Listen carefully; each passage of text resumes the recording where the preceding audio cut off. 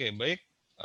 Hari ini kita akan membahas tentang heteroskedasticity. Dalam heteroskedasticity merupakan bagian dari uji asumsi klasik yang harus dipenuhi oleh regresi dengan metode ordinary least square. Apa itu ordinary least square? Kita sudah bahas dalam pertemuan sebelumnya. Nah, ini penjelasannya bagian ini akan menjelaskan salah satu asumsi model regresi klasik yaitu heteroskedasticity. Nah, fokus materi heteroskedasticity berpusat pada distribusi error. Nah, jadi seberapa konsisten, seberapa homogen distribusi error kita dalam regresi yang kita lakukan. Nah, heteroskedasticity punya dua kata, satunya hetero yang artinya beragam, skedasticity artinya distribusi error yang ditunjukkan oleh varian-variannya. Oke, jadi ini kita coba membuat ilustrasi dalam pembahasan kali ini, di mana pembahasan dalam konteks regresi yaitu Y beta 1 plus beta 2X plus U. Nah, kita hanya akan menggunakan 5 contoh untuk menggambarkan bagaimana distribusi error yang ada dalam regresi kita terjadi. Nah, teman-teman sekalian, dari 5 contoh yang akan kita gunakan, kelima contoh tersebut kita gunakan dengan harapan penjelasan tentang distribusi ini bisa teman-teman peroleh, teman-teman dapatkan visualisasinya. Rekan-rekan sekalian, kita hanya akan gunakan 5 pengamatan dalam konteks ini. Nah,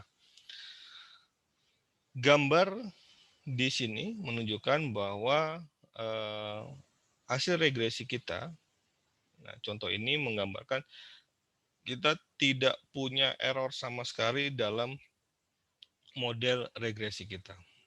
Karena kita tidak punya error sama sekali, maka kita hanya akan memiliki titik-titik yang tepat ada dalam garis regresi. Nah, jika kemudian kita ingin melihat bagaimana distribusi error di setiap titik-titik tersebut, maka kita akan bisa melihatnya dengan menggunakan ilustrasi ini. Di mana meskipun tidak ada distribusi errornya, tapi kita akan melihat bagaimana distribusi masing-masing pengamatan ini dalam garis regresi. Nah, kalau dia berada tepat di garis regresi, maka seluruh pengamatan ini akan memiliki distribusi normal, di mana titik-titik yang berada dalam garis regresi ini menjadi titik-titik tengah dari distribusi ini, distribusi pengamatan tersebut.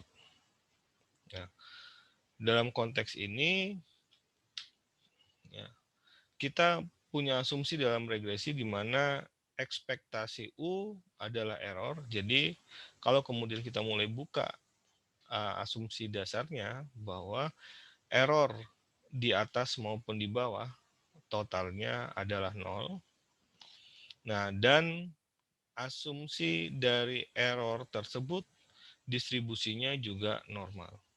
Untuk memastikan bahwa kalau kita nanti toh akhirnya punya error, rekan-rekan sekalian, error kita sama konsisten, distribusinya sama-sama konsisten dengan kalau kita hanya memiliki pengamatan yang tepat pada garis regresi. Oke, jadi ini ilustrasinya bahwa oke, sekarang kita contohkan kita tidak punya error. Tapi pun kalau kita punya error, nah, dipastikan error-error yang kita hasilkan dari sejumlah regresi kita itu memiliki distribusi yang konsisten, yang homogen, ya, seperti layaknya distribusi pada contoh ini. Jika seluruh pengamatannya itu tepat berada di garis regresi.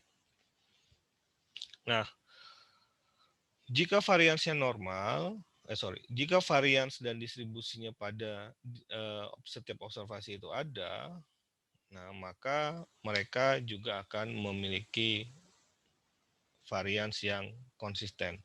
Varians yang konsisten sama di setiap pengamatan itu yang disebut dengan homoskedastik, atau homo itu seragam, skedastik adalah varians yang seragam di setiap pengamatan.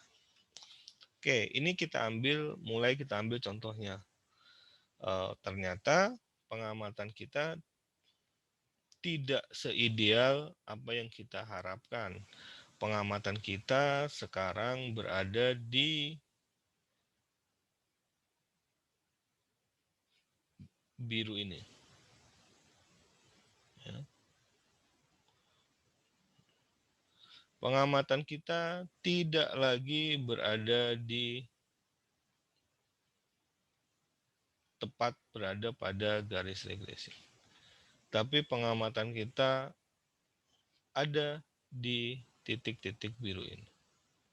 Nah, dalam konteks inilah kita mencoba mengidentifikasi apakah titik-titik biru, ya, pengamatan kita yang realnya di lapangan tersebut itu memenuhi variansnya konsisten pada setiap pengamatan yang ada di titik-titik biru ini yang saya gariskan merah ini. Nah, ternyata bisa jadi kondisinya itu tidak sekonsisten yang kita harapkan pada sebelumnya. Jadi distribusinya ada yang lancip begini, ada yang rentangnya lebar sekali. Nah, inilah yang disebut dengan heteroskedasticity jika kondisinya seperti ini. Ya.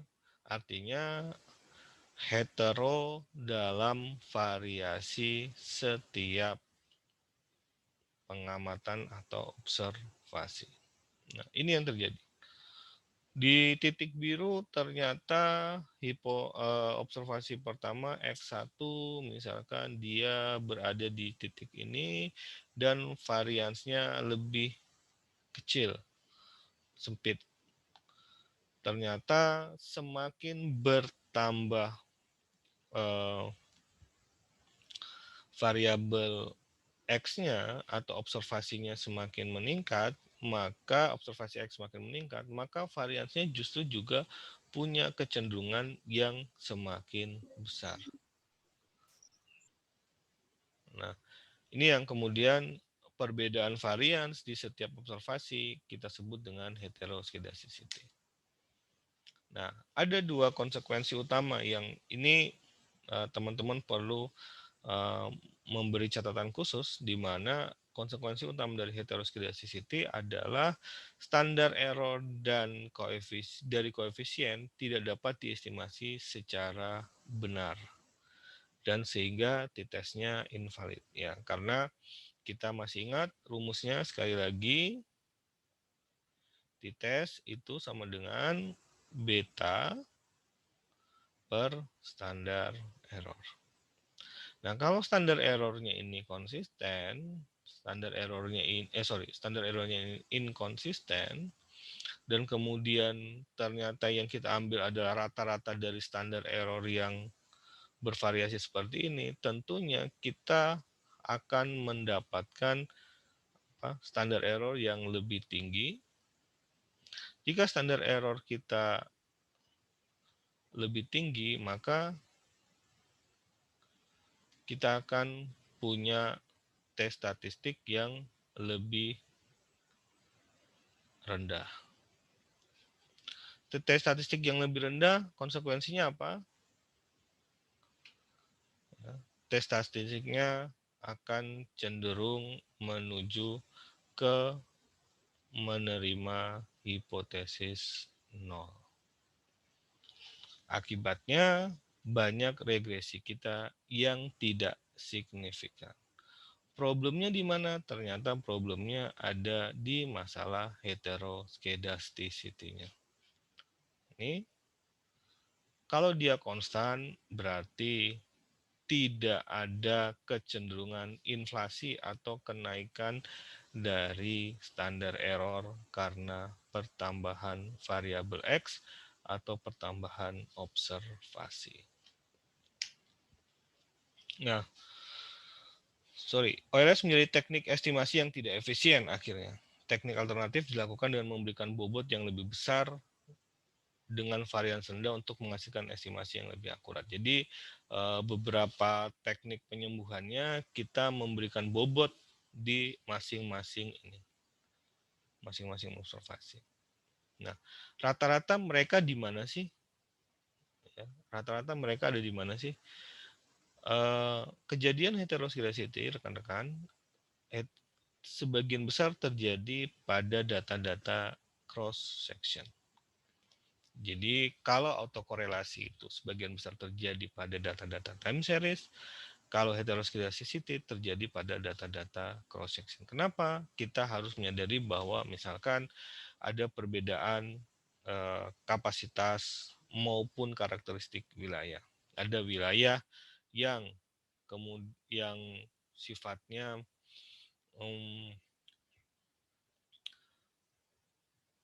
dia memiliki luas wilayah yang sangat besar, yang sangat memiliki wilayah yang sangat luas. Ada wilayah yang penduduknya banyak, ada wilayah yang penduduknya sedikit. Oleh karena itu, misalkan bagaimana contoh bobotnya? Misalnya kalau kita punya PDRB, ya, maka PDRB yang kita pakai itu adalah PDRB per kapita misalnya. Kalau kita menggunakan datanya adalah data cross section.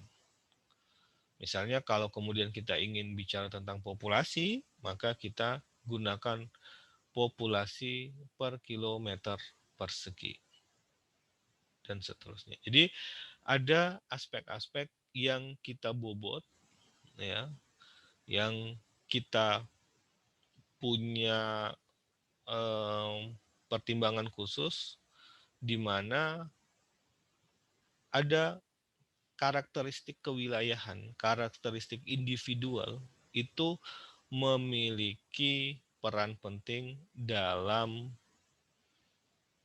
regresi kita nanti. Misalkan itu karakteristiknya biasanya itu karakteristik yang melekat ya, karakteristik yang sifatnya inherited atau karakteristik yang terwariskan ya, karena memang sudah begitu adanya. Misalnya daerah yang IPM-nya tinggi, ya, daerah-daerah lain tidak bisa dengan serta-merta mengejar daerah dengan IPM yang sangat tinggi.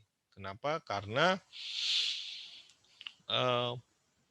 salah satu indikator IPM misalnya adalah lama sekolah.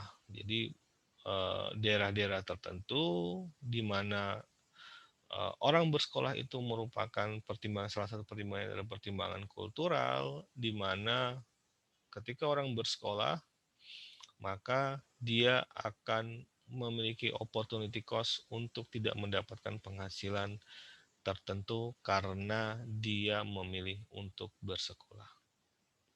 Nah, di daerah-daerah tertentu kondisi ini sifatnya kultural. Belum tentu semua warga, seluruh keluarga yang ada di satu tempat itu bisa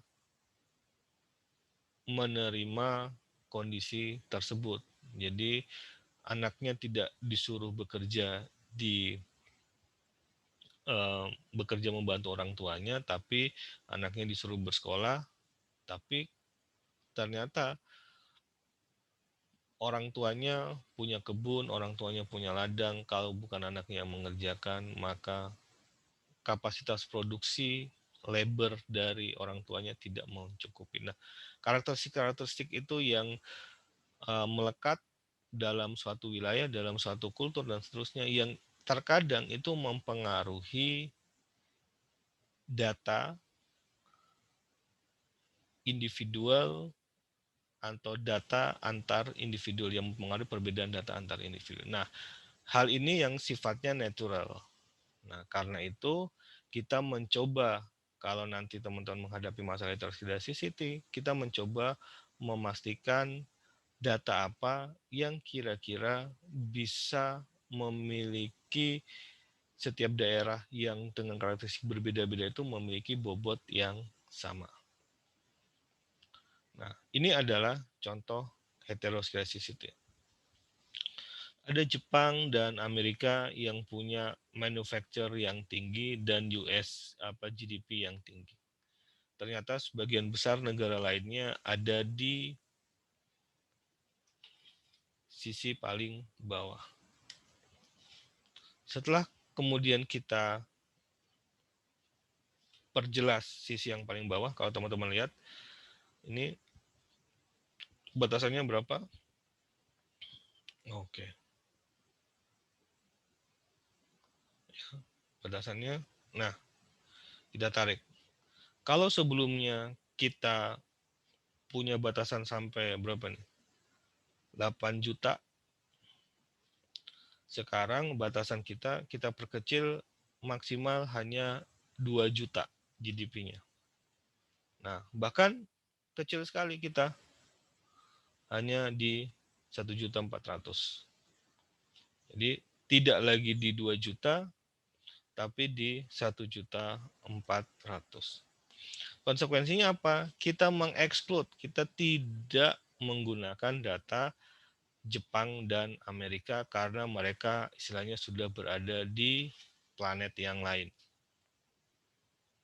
Kira-kira begitu. Nah, kalaupun kita regresikan, kita regresi pada individual yang semenjana atau individual yang seimbang, setara. Karena itu kita perlu persempit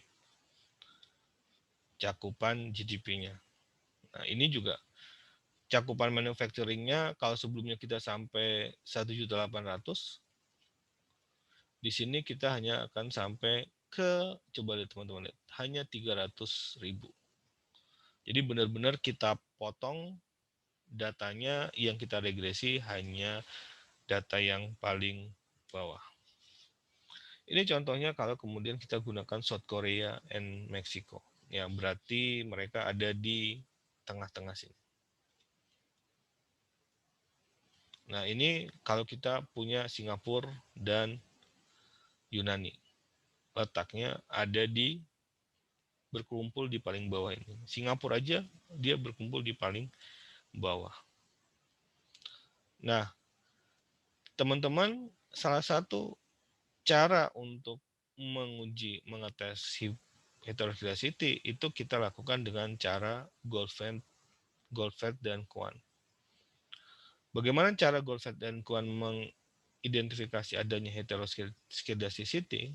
Yaitu dia akan melihat errornya. Ya. Jika error dalam model regresi variansnya sama, maka dia akan disebut homoskedasticity.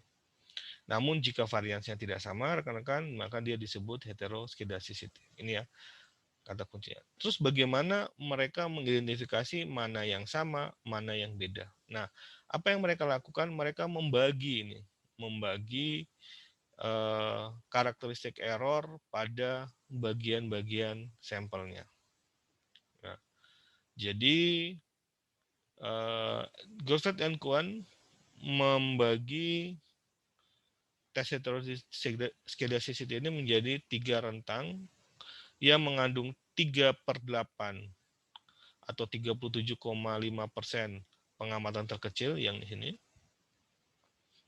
Kemudian 3/8 pengamatan terbesar dan 1/4 atau 25% di pengamatan yang tengah.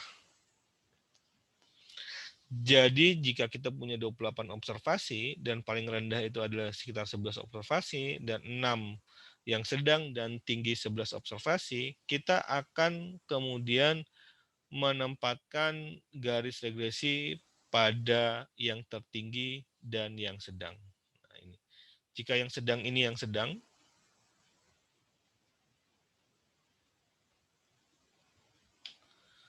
ini yang tinggi,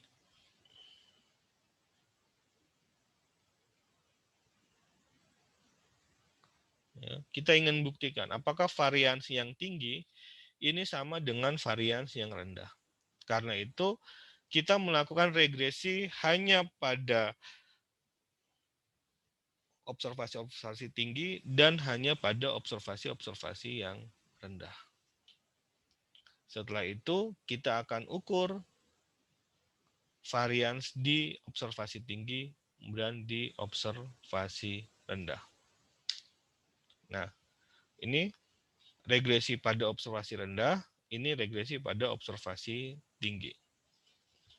Nah, kita dapatkan residual sum square-nya observasi tinggi, observasi rendah, residual sum square-nya 157 juta.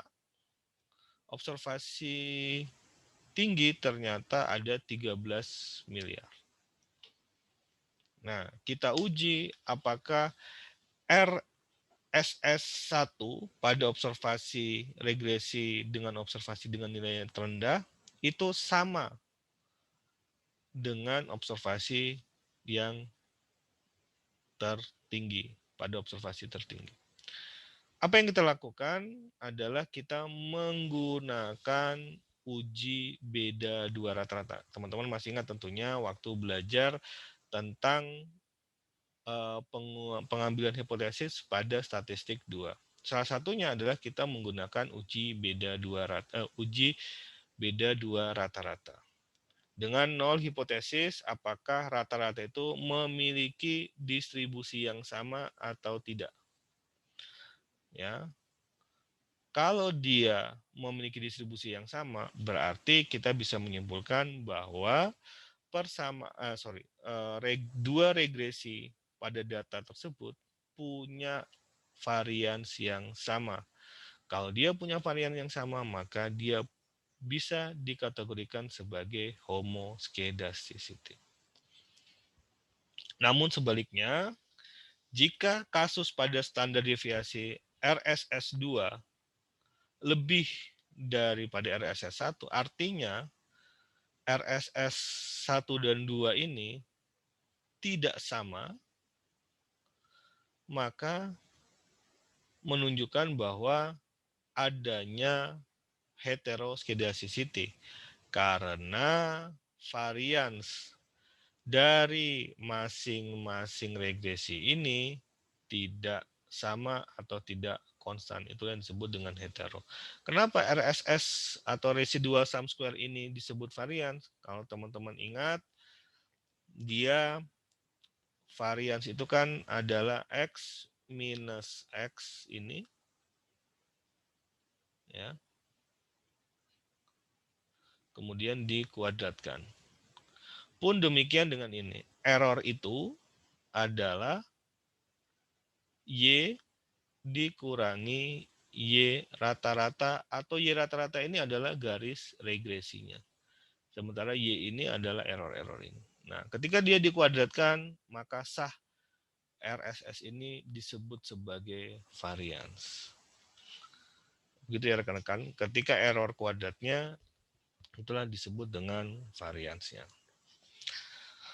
Nah, coba kita lihat dengan menggunakan uji beda dua rata-rata. Kalau kemudian kita lihat uji beda dua rata-rata, kita menggunakan apa? F statistik. N1 dan N2 adalah observasi pada kasus tertinggi dan rendah. Jadi berapa kasusnya? Kita ambil kasusnya sama, yang tertinggi dan terendah, di mana 3/8 tertinggi dan 3/8 terendah. dan yang tengah-tengah kita tidak ambil. Kita ambil yang ekstrim-ekstrim aja dengan jumlah yang sama. Nah, apa yang terjadi dengan jumlah parameter itu kita akan melihat kondisi di atas menolak hipotesis 0. Kenapa? Ya, kalau teman-teman lihat,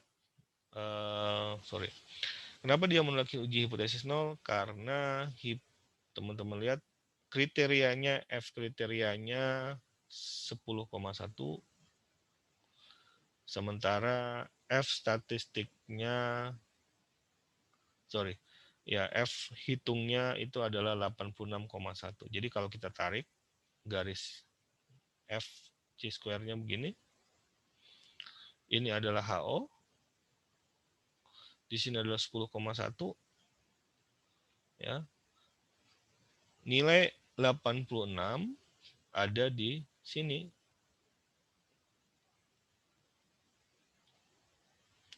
Karena itu dia menerima HA, menolak H0. Akibatnya apa? Karena H0-nya homoskedastis,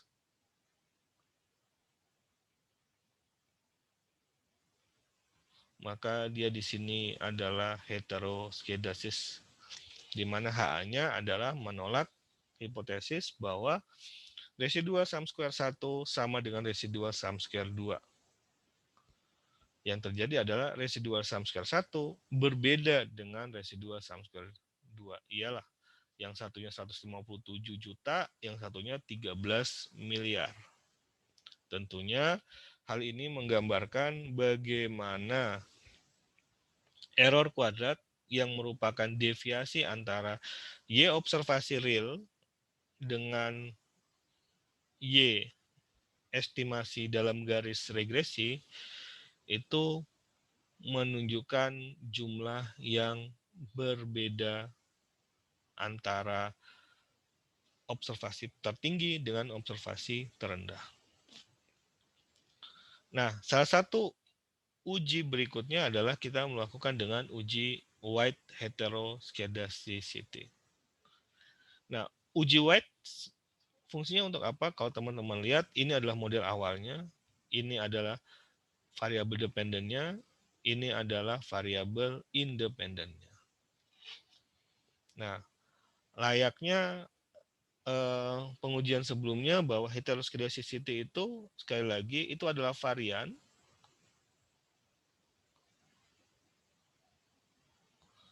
dan varian itu adalah jarak X data X dengan X rata-rata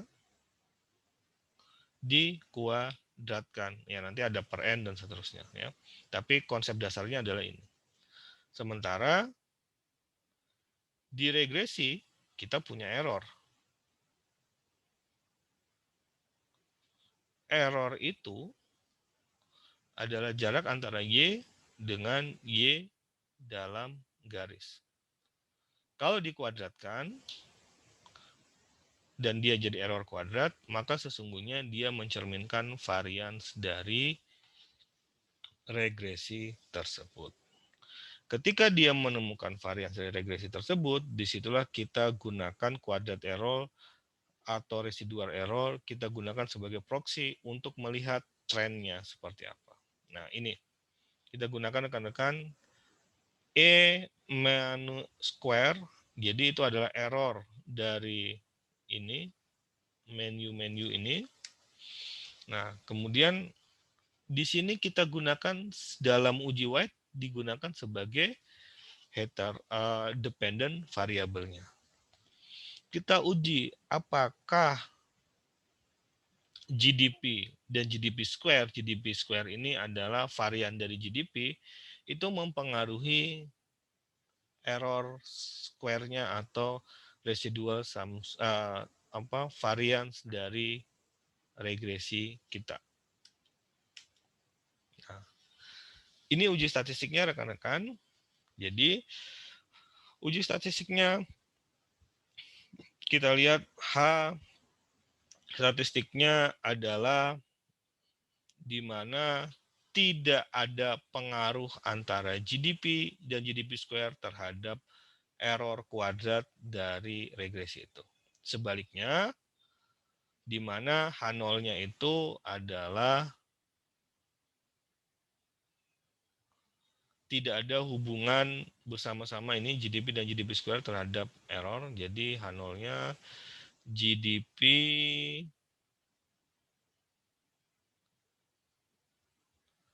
sama dengan GDP square sama dengan 0. Kalau dia 0 berarti dia tidak punya pengaruh. Nah, kita uji dengan apa? Sama seperti kita menggunakan uji LM test, kita gunakan N R square. Ya, N kali R square. Jadi, menggunakan R square regresinya bahwa di dalam hipotesis tidak ada hubungan dalam persamaan. Jadi tidak ada hubungan variabel independen ini GDP terhadap error atau variansnya. Kita uji, ternyata kita dapatkan NR square-nya adalah 5,92, nilai kritisnya berapa? 5,99. Ketika itu terjadi, kita taruh dia di dalam garis ini. Titik kritisnya di mana? Di 5,99. Dia ada di mana? Dia ada di 5,92. Ketika dia 5,92 berarti dia menerima H0. Kalau dia menerima H0 artinya dia ada homoskedasticity. Apa konsekuensinya dia punya homoskedasticity? Karena variabel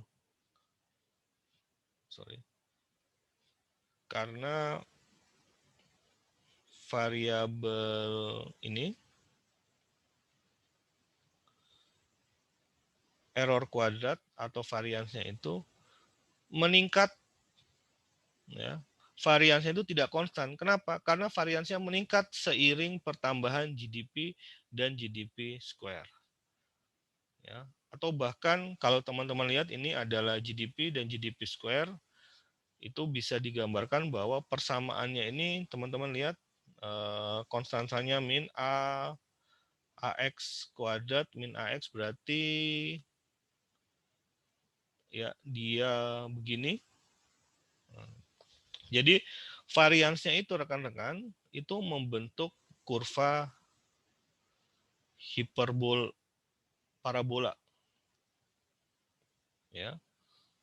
Nah, kondisi ini menggambarkan bahwa I square atau variansnya itu tidak konstan. Harusnya kalau dia konstan, maka variansnya sifatnya begini, 0. Tertentu ada nilainya 5 misalnya. Ya. Error square-nya ini 5. Setiap ada tambahan observasi, error square-nya tetap 5. Nah, kalau ini kan error square-nya berkembang. Kita ambil GDP yang linear, kita buat seperti ini. Kita ambil yang sifatnya non-linear, yang pangkat 2, kuadratik, nah dia punya pola. Nah, kondisi ini rekan-rekan yang kita sebut bahwa variabelnya variansnya tidak konsisten atau tidak normal. Oke.